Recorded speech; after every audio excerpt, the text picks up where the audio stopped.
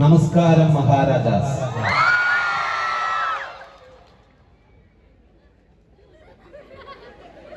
ഈ എനർജി ഉള്ളോ? നമസ്കാരം മഹാരാജാസ്. Thank you.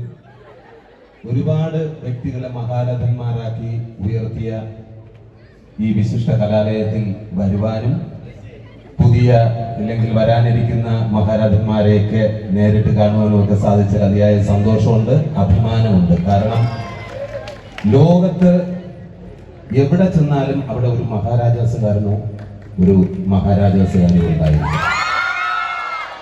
അവരോടൊക്കെ സംസാരിക്കുന്ന സമയത്ത് അവരോട് ചോദിച്ചു കഴിഞ്ഞാൽ അവർ പറയുന്നത് അവരുടെ ഏറ്റവും സുവർണ കാലഘട്ടം ഏതാണെന്ന് ചോദിച്ചു കഴിഞ്ഞാൽ മഹാരാജാസിൽ പഠിച്ചിരുന്ന കാലഘട്ടമാണെന്നാണ് പറയാറ്. അതിൽ കേൾക്കുമ്പോൾ നമുക്ക് പുതിയാവും. നമ്മൾ കലാലയത്തിലേക്ക് പഠിച്ചിട്ടുണ്ട്, പക്ഷെ മഹാരാജാസ് എന്താണ് അതിൻ്റെ ഒരു പ്രത്യേകത? അപ്പം കുറേ കാര്യങ്ങൾ അറിഞ്ഞു. നമ്മുടെ ഈ സെൻട്രൽ സർക്കിളിൽ നടക്കുന്ന സമരം മുളയ്ക്കുന്നത് സെൻട്രൽ സർക്കിളിൽ നിന്നാണ്. പ്രണയം മുളയ്ക്കുന്ന ബിരിയങ്കോവണി ഇല്ലേ? പിന്നെ നല്ല അടിപൊളിയായിട്ടുള്ള വൃക്ഷങ്ങൾ, മാറി മാറി വരുന്ന സീസണലായിട്ട് വരുന്ന നല്ല പൂക്കള്, എല്ലാം കൊണ്ട് സമൃദ്ധമാണ്. വർഷാവർഷം നടത്തുന്ന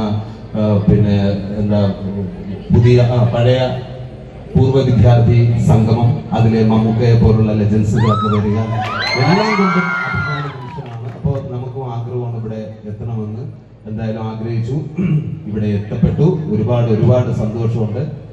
പിന്നെ നിങ്ങളെല്ലാവരും പിന്നെ ഈ അടുത്ത സമയത്ത് 2 ദിവസത്തിന് മുമ്പ് എൻ്റെ ഒരു കൂട്ടുകാരിയോട് ഞാൻ ചോദിച്ചു, മഹാരാജാസിനെ കുറിച്ച് എന്താ പറയാനുള്ളതെന്ന്. ആ കൂട്ടുകാരി എന്നോട് പറഞ്ഞത്, മഹാരാജാസിൽ പഠിച്ചിരുന്ന സമയത്ത് പ്രണയിക്കാൻ പറ്റിയില്ല, അതാണ് എൻ്റെ ഏറ്റവും വലിയ ദുഃഖം.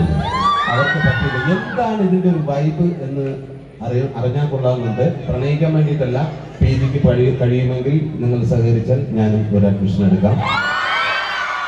സാമിനും ഭയങ്കരമായിട്ട് ഇഷ്ടമായി.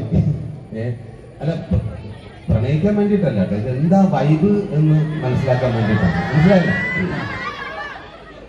എന്തോ പിന്നെ ഒരുപാട് സന്തോഷമുണ്ട്. കാരണം ഇപ്പൊ ഇവിടെ ഉള്ള ആൾക്കാരൊക്കെ, അല്ലെങ്കിൽ ഇവിടെ പഠിക്കുന്ന കുട്ടികളൊക്കെ സിനിമയിൽ അഭിനയിക്കാൻ കാത്തിരിക്കുന്നവരാണ്. ഇല്ലെങ്കിൽ സിനിമയിൽ അഭിനയിക്കുന്നത് എത്ര പേര് വരാൻ താല്പര്യമുണ്ടോ ഇങ്ങനെയൊന്നും ചോദിക്കേണ്ട കാര്യമില്ല. കാരണം കേരളത്തിന്റെ എന്താ പറയുക, നമ്മുടെ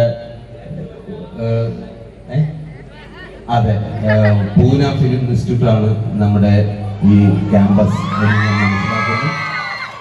അതെ, കേരളത്തിലെ പൂന ഫിലിം ഇൻസ്റ്റിറ്റ്യൂട്ട് ആണ് നമ്മുടെ മഹാരാജാസ് കോളേജ്. അതുകൊണ്ട് തീർച്ചയായിട്ടും ഒരുപാട് കലാകാരന്മാരും കലാകാരികളൊക്കെ ഇവിടുന്ന് വരാനുണ്ട്. നിങ്ങളുമായിട്ടൊക്കെ ഒരുമിച്ച് അഭിനയിക്കാനും വർക്ക് ചെയ്യാനൊക്കെ സാധിക്കട്ടെ.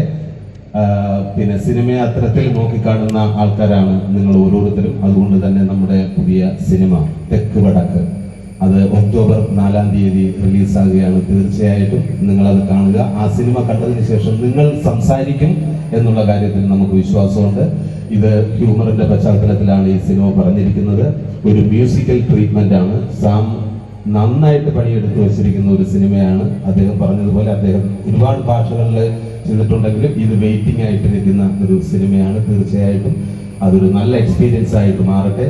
സിനിമ സംസാരിക്കട്ടെ, നിങ്ങളും സംസാരിക്കും. Thank you.